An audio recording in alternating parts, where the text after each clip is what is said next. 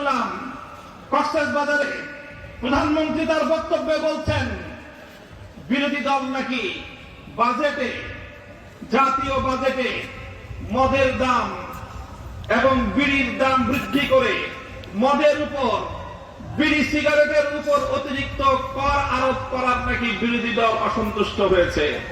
নাউজুবিল্লাহ। আমরা পরিষ্কার ভাষায় বলি, প্রধানমন্ত্রী আপনার মুখে এই ধরনের পাতলামি মোনাকা মার্কা বক্তব্য মানায় না। আপনি মদ নিষিদ্ধ করেন, আপনি জুয়া নিষিদ্ধ করেন, মাদকের সমুদায়কে উৎপাদন করেন, আমরা আপনাকে সব ধরনের সহযোগিতা প্রদান করব, বিভ্রান্তি সৃষ্টি করবার চেষ্টা করবেন, রাজপথে আমরা মোকাবেলা করব। আপনি এভাবে একের পর এক বিভ্রান্তি তৈরি করছেন। আপনি বলছেন জুলাই সনদ অক্ষরে অক্ষরে বাস্তবায়ন করবেন। আপনি জুলাই সনদকে বাস্তবায়ন করবেন না, আপনারা আপনাদের নোট অফ ডিসেন্ট বাস্তবায়নের মাধ্যমে একজনীয় বাকশালী শাসন কায়েম করবার চেষ্টা করেন। আমাদের পরিষ্কার বক্তব্য, গণভোটের মাধ্যমে বাংলাদেশের 70% মানুষ যে ম্যান্ডেট প্রদান করেছে, সংবিধান সংস্কারের মাধ্যমে সংবিধান সংস্কার পরিষদ গঠন করে সেটা বাস্তবায়ন করার জন্য যা করতে হয় বিরোধী দল আন্দোলনের মাধ্যমে আদায় করে ছাড়বে ইনশাআল্লাহ। সংগ্রামী সাথী ও বন্ধুগণ, আমার সর্বশেষ বক্তব্যের পয়েন্ট হল, যে আধিপত্যবাদের বিরুদ্ধে, যে দিল্লির দাসত্ব এবং গোলামীর শৃঙ্খলকে ভেঙে 2024 সালের জুলাই যোদ্ধারা বাংলার মাটিতে নতুন স্বাধীনতার সূর্য ছিনিয়ে এনেছে, আজ বাংলাদেশের দুর্বল পররাষ্ট্রনীতির কারণে আবার সেই স্বাধীনতার সূর্য বাংলার আকাশ থেকে অস্ত নিতে যাওয়ার উপক্রম হয়েছে। সীমান্ত বন্ধ হচ্ছে, আর আমাদের শিলংয়ের মন্ত্রী সাহেব, তিনি শিলংয়ে আমাদের সীমান্তে হত্যাকাণ্ডকে ঘুরিয়ে পেঁচিয়ে বৈধতা দেওয়ার অপচেষ্টা চালাচ্ছেন। তিনি বলছেন যে অবৈধভাবে সীমান্ত পাড়ি দেওয়ার সময় হত্যা করলে সেটা নাকি সীমান্ত হত্যা নয়। আমরা জনাব সালাউদ্দিন সাহেব স্বরাষ্ট্রমন্ত্রীর বক্তব্যকে ঘৃণাভরা প্রত্যাখ্যান করি।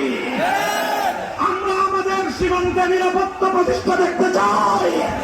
বিজেপি বাহিনীকে বলবো, বাংলার মানুষ তোমাদের সাথে আছে, বীর বিক্রমের আমার বাংলার প্রতি ইঞ্চি মাটির স্বাধীনতাকে তোমরা রক্ষা করবে।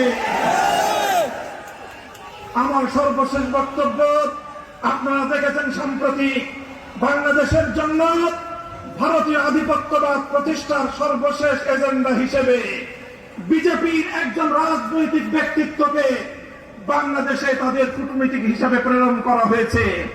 তিনি বাংলাদেশে এসে 1,140 কোটি আর বাংলাদেশের 20 কোটি মিলিয়ে 160 কোটির এক আকাশ আর এক বাতাসের গান গেয়েছেন। গল্প মনে পড়ে যায়, ছোটবেলায় আমরা পড়েছিলাম, কুকুর এসে, শ্রীগাল এসে মোরগের সাথে বন্ধুত্ব পাতাতে চায়।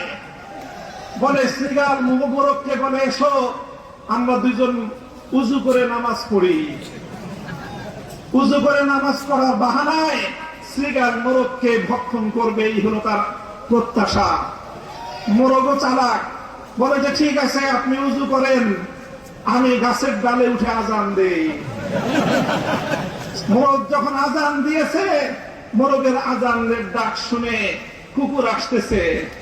এবার শ্রীগাল পালায়, বলে যে ইমাম সাহেব নামাজ পড়বেন না, কেন আমার উজু ছুটে গেছে, আমি উজু করে আসি। আসেন 140 কোটি আর 120 কোটির শুধু খাদির নয়, অখণ্ড ভারত প্রতিষ্ঠার আপনাদের স্বপ্নকে আমরা দিবা স্বপ্নে পরিণত করে দেব। কেন শুধু ভারত আর বাংলাদেশের খাতির করতে চান? আমরা বলতে চাই, সেই মুসলিম শাসক আমলে আফগানিস্তান থেকে শুরু করে পাকিস্তান সহ, কাশ্মীর সহ, স্বাধীন বাংলাদেশ সহ গোটা উপমহাদেশ জুড়ে যদি আমাদের বাংলাদেশের স্বাধীনতার উপর হস্তক্ষেপ করতে চান, যদি মুসলমানদের স্বার্থকে যদি আপনারা গিলে খাওয়ার চেষ্টা করেন, গোটা উপমহাদেশ জুড়ে মুসলিম